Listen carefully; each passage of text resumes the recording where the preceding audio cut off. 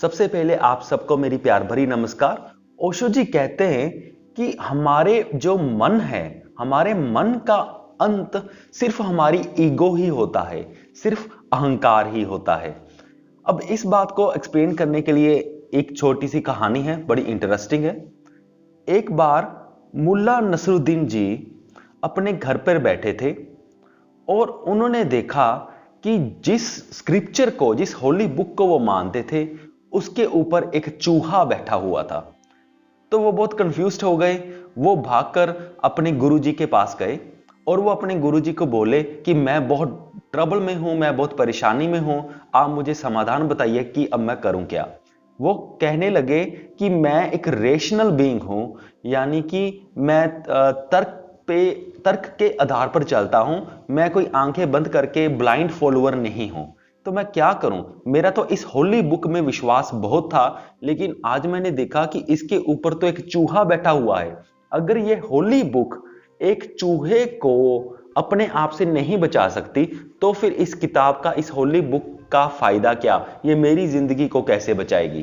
तो तब उनके गुरुजी ने कहा कि तुम ऐसा करो, जैसे कि तुमने कहा कि तुम एक लॉजिकल इंसान हो और तुम आंखें बंद बंद करके, यानी कि विश्वास नहीं करते, आप ब्लाइंड फॉलोअर नहीं हो, आप एक लॉजिकल इंसान हो। तो आप इस घटना से यह भी लॉजिक लगा सकते हो कि तुम्हारी होली बुक से तो ये चूहा ज्यादा ताकतवर है। तो आप ऐसा करो, इस चूहे को ही इसको वर्शिप करो, इसकी ही पूजा करो, क्योंकि होली बुक तो अब तुम्हारे काम की है नहीं। तो मुल्ला नसरुद्दीन ने कहा, हाँ ये भी बात ठीक है। तो अब इस कहानी में क्या एग्जांपल दोहराई जा रही है कि जब हम लॉजिक से चलते हैं तो क्या होता है।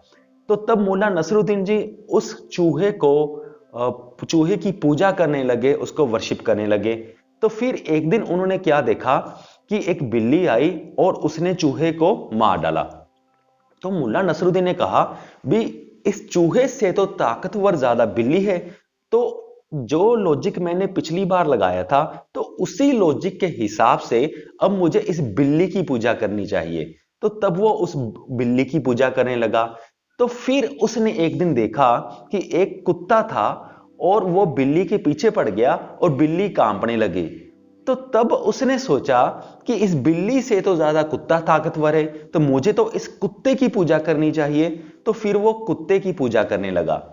फिर एक दिन क्या हुआ कि उसकी बीवी को, उसकी वाइफ को, उसकी पत्नी को एक दिन एक कुत्ते पर बहुत गुस्सा आ गया। तो उसने मार मार के वो उस कुत्ते को ही मार डाला। तो मुल्ला नसरुद्दीन ने देखा कि इस कुत्ते से तो मेरी पत्नी ज्यादा ताकतवर है। तो वो थोड़ा हैरान हो गया। तो वो उसे कहा कि अब मैं इस अपनी पत्नी को कैसे पूजूं? इसको तो मैं पूजना नहीं चाहता, ये तो मुझे अच्छी नहीं लगती। तो भागकर वो फिर अपने गुरुजी के पास गया। तो उसने पूरी घटना सुनाई। तो उसके गुरुजी ने कहा, तो तुम्हारी लॉजिक के हिसाब से तो अब तुझे पत्नी को पूजना ही चाहिए, क्योंकि पत्नी कुत्ते से ज्यादा ताकतवर निकली। तो मुल्ला नसरुद्दीन जी ने कहा, हाँ भाई ये भी बात ठीक है। तो फिर उसने अपने गुरुजी को कहा कि मैं ऐसा करूंगा, मैं इसकी एक तस्वीर ले लूंगा, एक बंद कमरे में जा करके मैं इसकी पूजा करूंगा, पर यह बात तुम मेरी पत्नी को मत बताना। तो गुरुजी कहते, कोई बात नहीं, मैं नहीं बताऊंगा, तुम ऐसा कर लो। तो फिर मुल्ला नसरुद्दीन जी ने क्या किया, तो वो अपने कमरे में अपने पत्नी जी की तस्वीर लगा करके वो उसकी पूजा करने लगे। और उसने अंदर से यानी कि वो लॉक लगा के, अंदर से लॉक लगा के वो पूजा करते थे अपनी पत्नी जी की तस्वीर की। तो फिर क्या हुआ, फिर जब वो कुछ दिन ऐसा चला, फिर उसकी पत्नी भाग करके उसी गुरुजी के पास गए।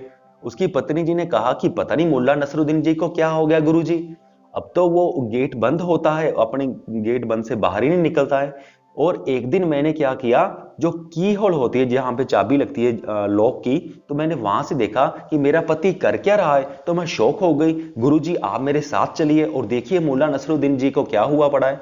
तब गुरुजी मुल्ला नसरुद्दीन की पत्नी के साथ मुल्ला नसरुद्दीन वाले कमरे तक पहुंचे। तो गुरुजी ने भी उसी की होल से, यानी कि उस लॉक की, जो गेट पे लॉक लगा होता है, उसके उसके जो की होल होती है, यानी कि जहां पे चाबी लगती है, वहां से देखा।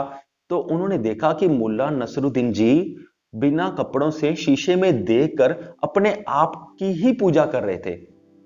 तो तब बाद में जब यहाँ इस घटना जब बीत गई, तब गुरु जी ने मुल्ला नसरुद्दीन जी को बुलाया और उसने उससे पूछा, ये तुम क्या कर रहे थे, तुम तो अपनी ही पूजा कर रहे थे।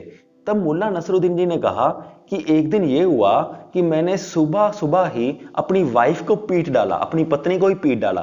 तो मुझे फिर लगा कि मैं तो इससे भी ज्यादा ताकतवर हूं, तो फिर मुझे तो अपनी ही पूजा करनी चाहिए।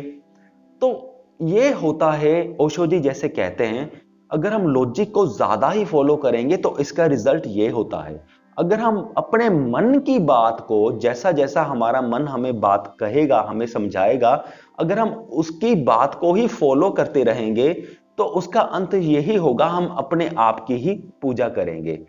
तो ओशो जी आगे कहते हैं, you listen to your mind, the final result is I. अगर हम अपने मन को सुनेंगे तो अंततः हम यहीं पर पहुंचेंगे और हम यही फील करेंगे कि हम ही सेंटर ऑफ द वर्ल्ड हैं, कि हम ही बहुत इंपॉर्टेंट पर्सन हैं पूरी दुनिया में, ये दुनिया हमारे आसपास ही घूमती है।